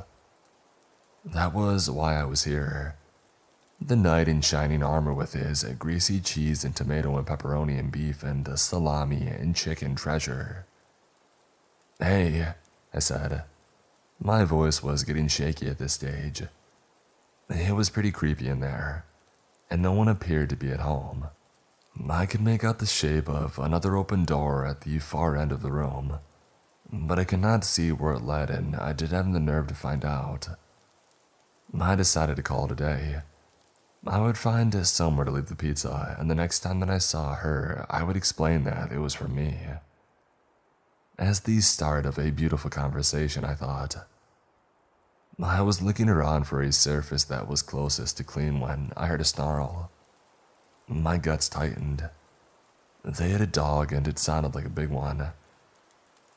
I was considering dropping the pizza and running when I saw 2 specks of red coming towards me through the gloom from the direction of the open door. Something on 4 legs that snarled again. The pizza box was shaking really bad on my hands by now, and my fingers had dug into the cardboard. I felt the heat of the pizza burning my fingertips, but I could not ease up. I was terrified. And then things got a whole lot worse. A second creature padded out into view. It too walked on all 4 legs.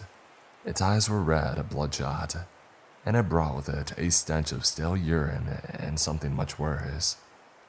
I started to gag. I wanted to scream now because my eyes were fully adjusted to the darkness, and I could see that this was not a dog, but a woman.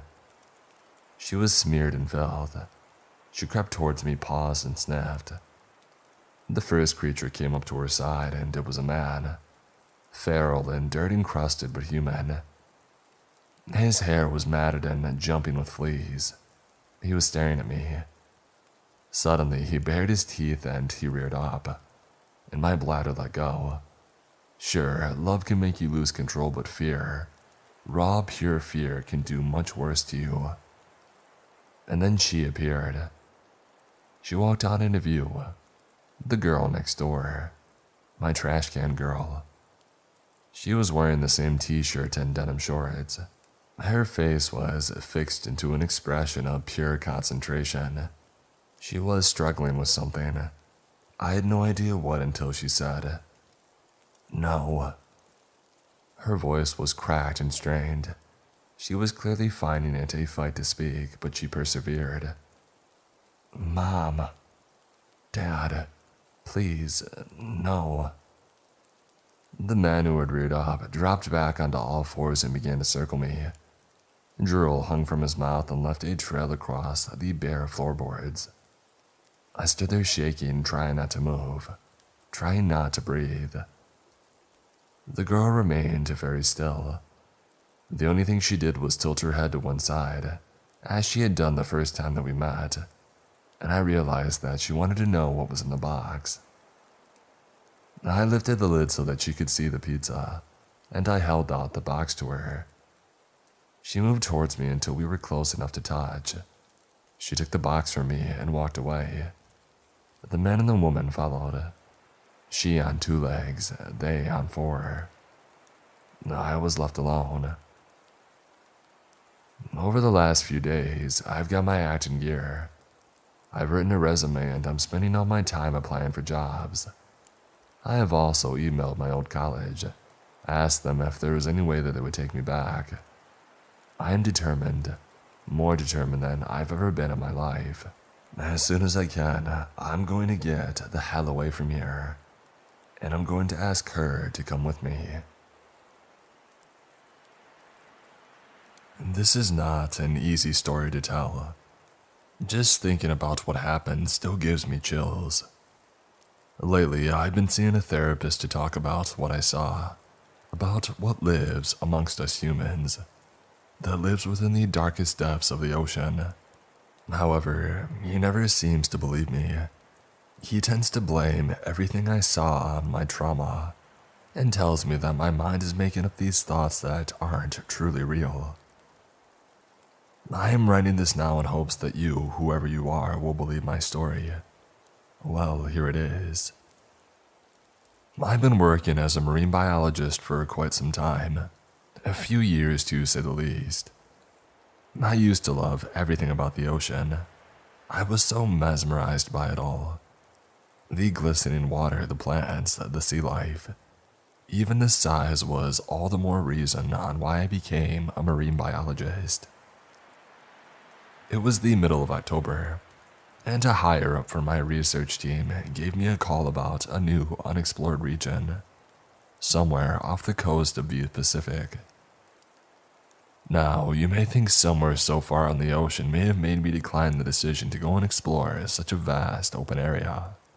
But no. In fact, just the thought of the idea made me ecstatic. I accepted the offer, made the arrangements, and quickly set off.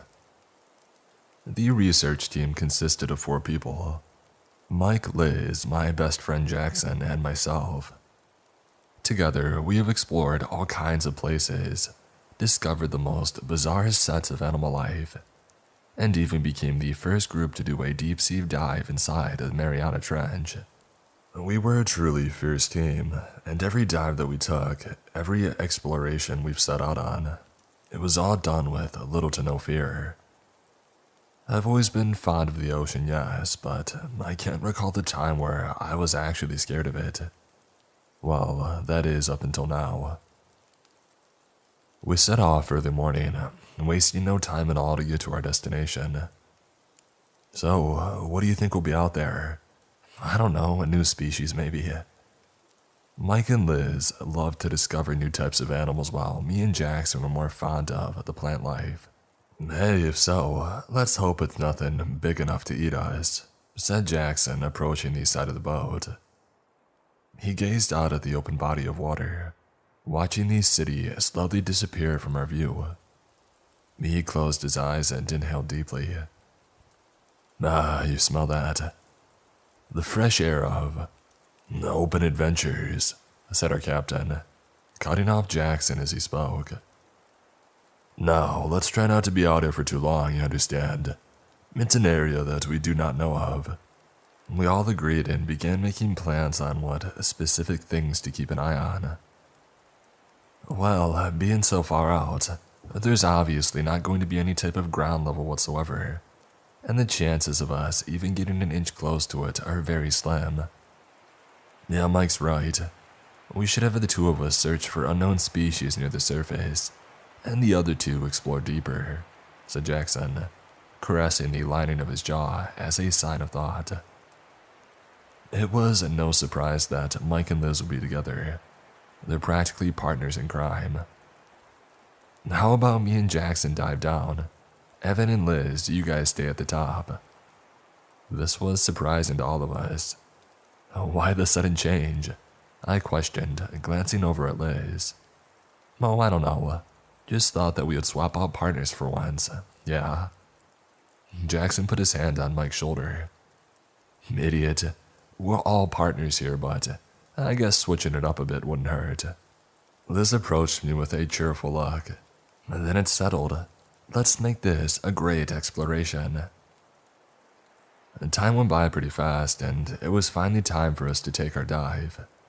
As I approached the deck, Mike and Liz already had their gear on, and Jackson was just about to dive in.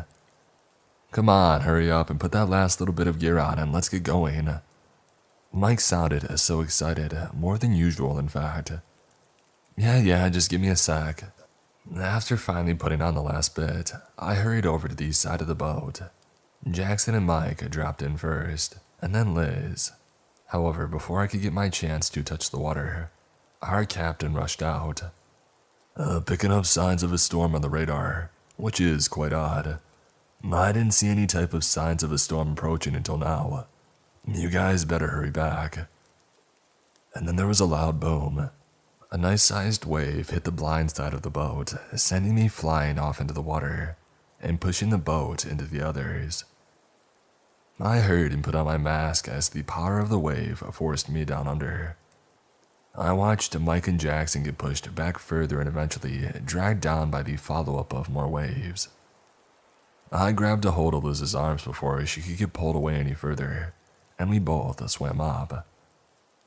Jesus, Captain, are you... Oh my God. What is it? I followed Liz's eyes up and saw a giant, monstrous wave approach us, ready to crash down. Crash down right onto the boat. Captain! The sound of the water crashing and flowing in all sorts of directions snapped me back. I tried to keep calm, but in all my years, I had never been in this type of situation before. Liz, where's Liz? I looked around, giving myself a headache due to how fast I turned my head. Crackling. Evan, I'm right here. The radio sounded distorted and Liz was almost unrecognizable. Liz, can you hear me? What the heck just happened? Questioned Jackson over the staticky radio. We got hit and I'm too far under to see the boat. Okay, let me just... Jackson, you there? Jesus, Evan, please tell me you're seeing what I'm seeing, said Liz, her voice sounding shaky. Confused, I looked around and to my horror, I saw it. It looked like the edge of the world. Just how deep were we? The ground ended off in a completely straight line, and beyond that was nothing. Nothing but pitch black darkness. What the heck is a cliff doing here? Mike, oh God, I thought that we lost you, said Liz in worry. Oh nah, still here. Jackson, Evan. I'm here, but we lost comms with Jackson. Wait, I think I see him. looked down at the edge. Me and Liz both looked down and saw Jackson slowly moving off of the edge. "Jackson, what the heck are you doing? Get back up here right now." I tried to stop him. We all did, but he wouldn't listen. I do not know what happened to him, but I can still hear the words in my head. The final words that Jackson said before. As Jackson slowly came off the edge, he said something that threw all three of us off. "Do you see it? It's down there waiting for the right moment." "What are you talking about, Jackson? What's waiting? Just come on back and let's get out of here, please." Jackson let out a small gasp. "It says thank you. Thank you for awakening me. You have set me free." And then, from a calming voice to the sound of fear, he said, "Oh my God, guys, we shouldn't have come here. We aren't alone." Jackson started violently thrashing his arms, trying to swim up and away from the dark abyss. "It's coming. Oh God, it's coming. It's gonna destroy us all." And that's when we finally saw it. A long, dark, greenish, and sort of scaly long body quickly rushed up. In size, it was massive, about the size of 4 great-sized mansions. But even then, I don't think even that is enough to explain just how huge the thing was. I watched Jackson get swallowed by it whole. The mouth area was so dang huge that it took up most of the abyss. The teeth were the size of giant icy glaciers and were very, very sharp. However, that wasn't the scariest part about its mouth. What frightened me the most was the rows of teeth the thing had. In a circular look, I saw 5 rows of teeth stick out. "Holy crap," said Mike. The creature then took off further away. We watched for what felt like 10 minutes. Its body swam away. And then from the darkness, I saw 2 giant white lights. Though they weren't lights at all, they were the creature's pupils as its face slowly approached us. It spoke to us, its voice deep and stern. "You do not belong. You have been abandoned, and soon you will be forgotten as well." I saw its body make all kinds of curves and rotations in the distance. There seemed to be no end to it. Mike, what are you doing?" Liz questioned in terror. I looked down to see Mike moving towards the creature. "I do not belong. I've been abandoned and I will soon be forgotten. I am nothing." And those were Mike's last words. As I saw him move ever so slightly towards the creature, almost as if he was being pulled into it, I looked at the creature and saw its mouth. Its mouth was open, and it stretched so far out that it could fit multiple of our boats inside of it. As I stared at it, I found myself muttering something. I do not belong." The same words said by Mike. I quickly forced myself to turn away. "Liz, turn away now!" But she was nowhere to be found. I looked down once more and saw her, repeating the same words as Mike, and slowly moving towards the creature's mouth. "No." I wanted to say something, believe me I did, but I just couldn't. I knew that I wouldn't be able to get through to her, and I knew what was going to happen if I stayed any longer. I quickly began to swim up as my heart pounded inside my chest. Please let me make it." In the distance, I saw the boat slowly sinking down to the ground. Oh God, no. The surface slowly began to appear, just a little more. And then, after what felt like forever, I finally broke the surface and began to swim faster than I've ever swam in my life. I do not know what direction I was heading in, but I did not care, just as long as it wasn't in the same direction as that thing. I don't even think that I can call it a creature anymore. I think I swam for about 15 minutes before my arms got tired, and my legs began to give out on me. There was nothing in sight, and I soon gave up hope. I laid myself back and floated, and as I did, I began to have flashbacks. Flashbacks that went back to when I first discovered the ocean, to when my parents had took me swimming at the beach for the first time. It all appeared to me as a blur, but it slowly faded away into darkness. I awoke inside of a hospital. Doctors surrounded me as I tried to keep my eyes open. "Stay still and don't move. Jackson, Mike. The search team were not able to find your friends, nor the boat. It's lucky they even found you." It was then that I had one last flashback, one last image in my brain. It was a vision of the thing that took my friends, Jackson, Mike, Liz, all long gone. Doctors say that I ended up fainting shortly after waking up and I became unresponsive. I then went into a short-term coma, one only lasting a few weeks to a month. When I woke up, my hospital room was empty, but the space around me was filled with get well cards and colorful balloons by my bedside. I was later checked out of the hospital and got to return to my home. Now, did I return back to work? Of course not. I'll never go back, not after what had happened. After a while, I began experiencing night terrors and hallucinations every once in a while. Heck, I even developed thalassophobia, the fear of deep bodies of water, just like the ocean. I soon started to feel like I was losing my mind.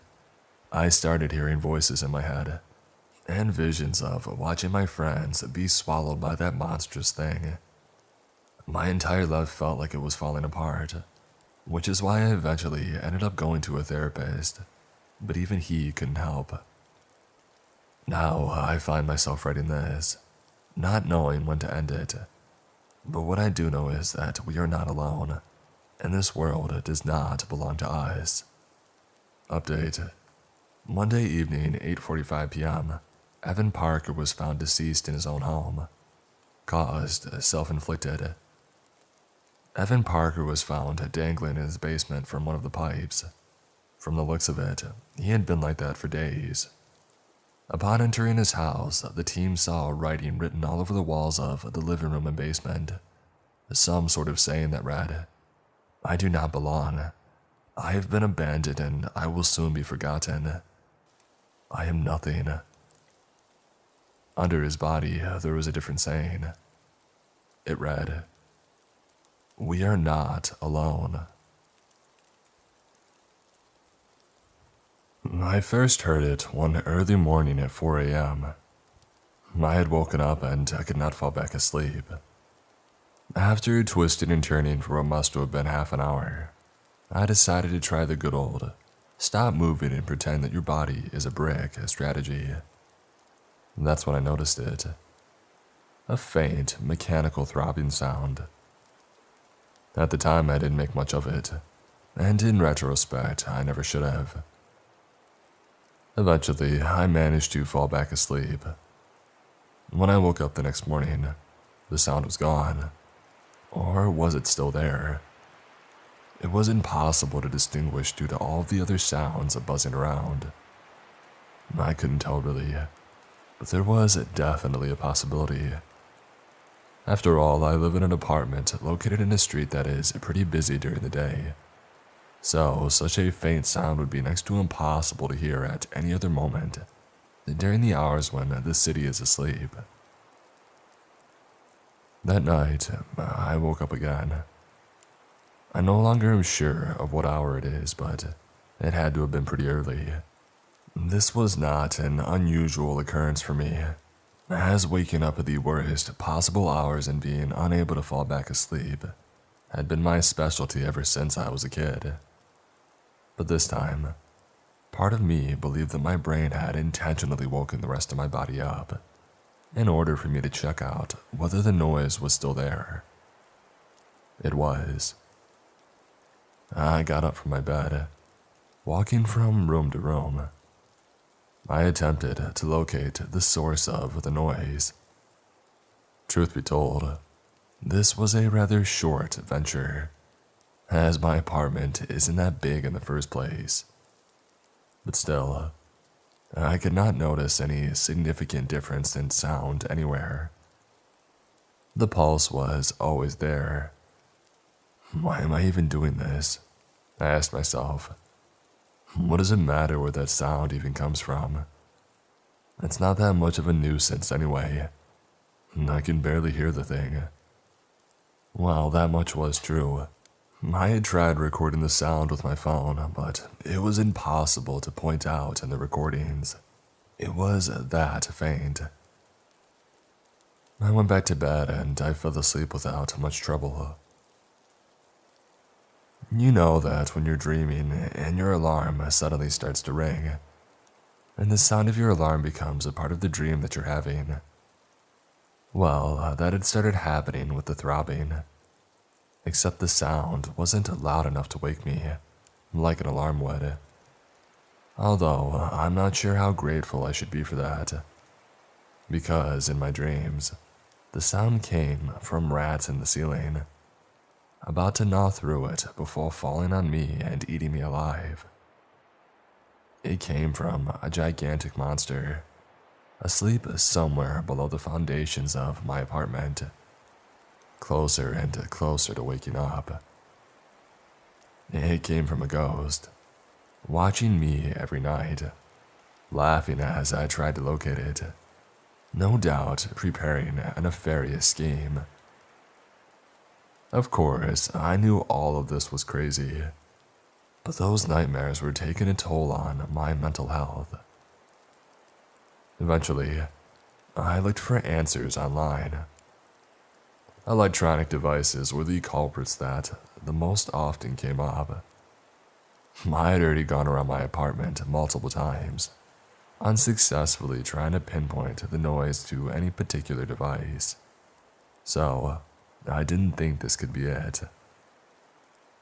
But one night, after a particularly terrifying nightmare, involving my own pulse missing from my chest, and me desperately attempting to find it before it had escaped forever, I woke up in a sweat. I walked up to the circuit breaker of my apartment, and I shut the power off. The noise was still there. A shiver ran down my spine, but I quickly reassured myself that it meant nothing. There were plenty of other perfectly reasonable explanations as to the source of the noise. There was nothing to worry about and absolutely no need to overreact. But rationality did not keep the nightmares from happening.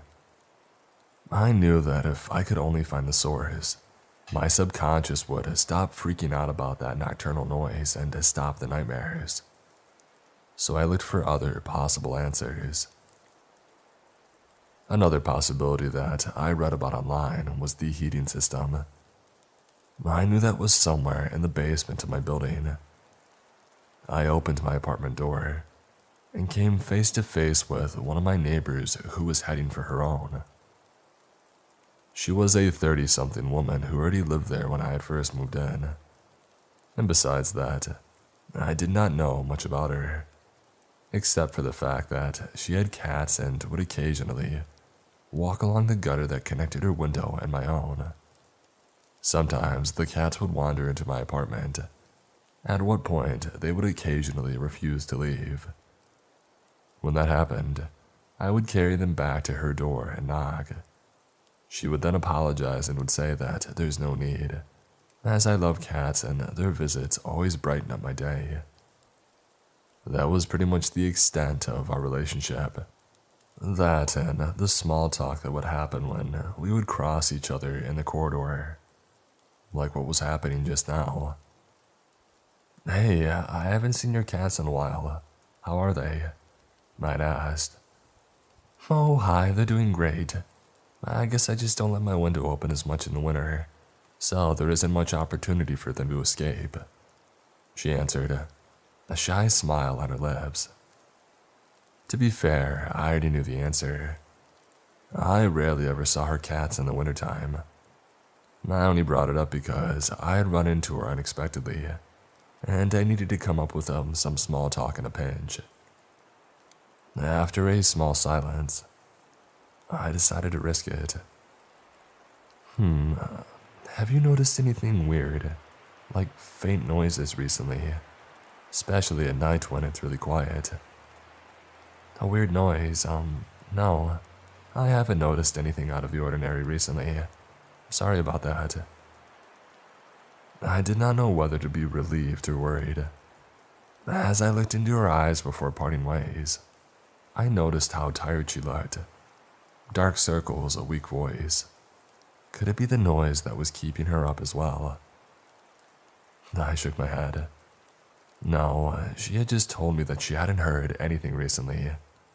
There were plenty of factors that could lead to a person looking tired. Despite my best efforts, the doubt lingered. What if she was lying to me? I made my way to the basement without any other encounters.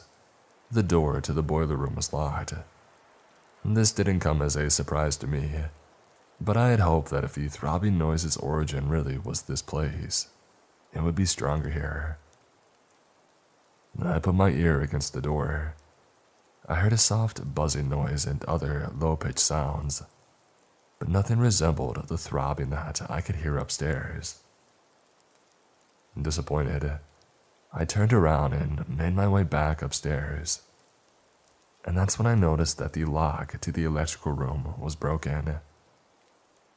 I timidly made my way inside, but couldn't hear anything resembling the pulse.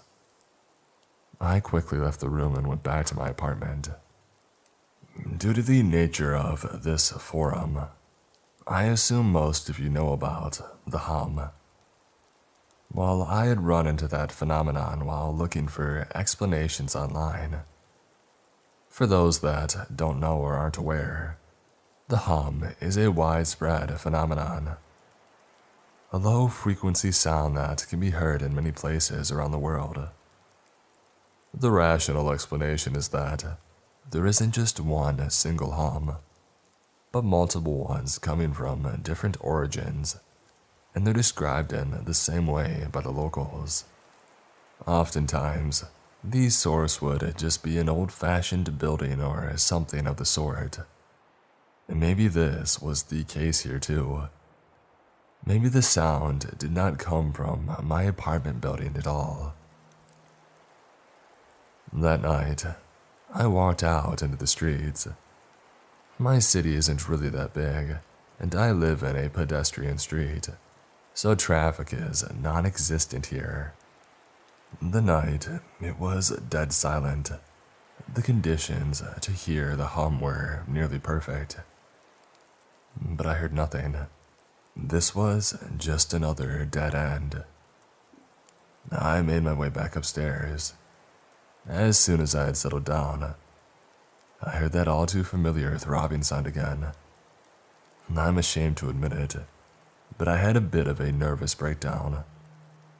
I could not take the non-stop nightmares anymore. I just knew the sound was nothing supernatural or nefarious, but my subconscious wouldn't just give me a break. I hadn't gotten proper rest in weeks. I wanted to call the police, an ambulance, the fire brigade, a freaking priest even, but I realized how ridiculous all of this was. The throbbing sound was like insanity knocking at my door.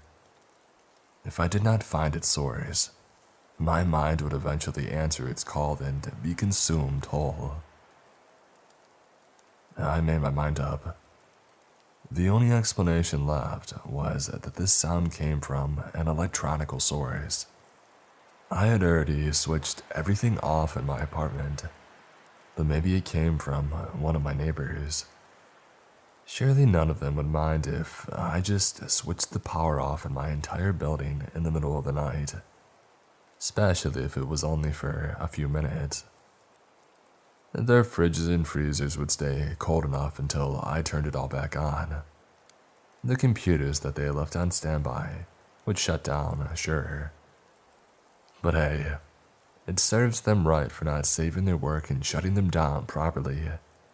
As far as I'm concerned, this is an ecologically friendly move. I nervously laughed to myself. Of course, the truth was that I just wanted to be done with all of this. Thankfully for me, the lock to the electrical room was still broken. It was easy for me to make my way in, and so was turning everything off. I painstakingly walked up the stairs, all the way to my apartment, lighting my way with my cell phone. I entered my room and sat on my bed for a few minutes. My own heart was throbbing, partly from anticipation, and partly because of all the stairs that I had walked up. But eventually, it settled back down. Nothing. The night was silent like it should be, and like I had always thought it was before first hearing the pulse. I grinned from ear to ear. The sound really did come from an electrical source. There was nothing to worry about. I made my way back downstairs, making sure to turn everything back on as the way it was. This time, I could use the elevator though. Just like the absolute silence of the night, this was another thing that I took for granted, and now felt grateful for. That night, I slept peacefully for the first time in weeks. The noise was no longer a source of anguish. It was the weekend, so I could afford to turn my alarm off and just rest for as long as I needed. I woke up at 3 p.m. starving. I left my apartment to get a quick bite. I was heading back to my apartment door when I saw my neighbor at the end of the corridor, her head down. As I got closer, I saw that she was painstakingly trying to find the right key on her keychain, but that was not what had bothered me. She was sobbing. I was about to walk up to her to ask her what was wrong so I could try to lift her spirits, but then I remembered. She's always been afraid of hospitals. She had told me that day her cat had wandered into my apartment once more, and as I had brought it back and she had opened the door to let it back in, I saw an old woman lying down in a makeshift bed, tied to these shoddy-looking medical devices keeping her alive. I can't go against her wishes, but she's in too bad of a state to live on her own. I just had to bring her here. The sobbing continued. My neighbor had just given up on finding the right key and was just holding her head in her hands. Too ashamed to talk to her, I silently reached for my door and made my way inside. I had slept peacefully indeed. The electronical noises coming from that old lady's medical devices had no longer been a source of concern for me. I had no longer heard them in my dreams, nor did I hear the sirens that had come to pick her up that morning.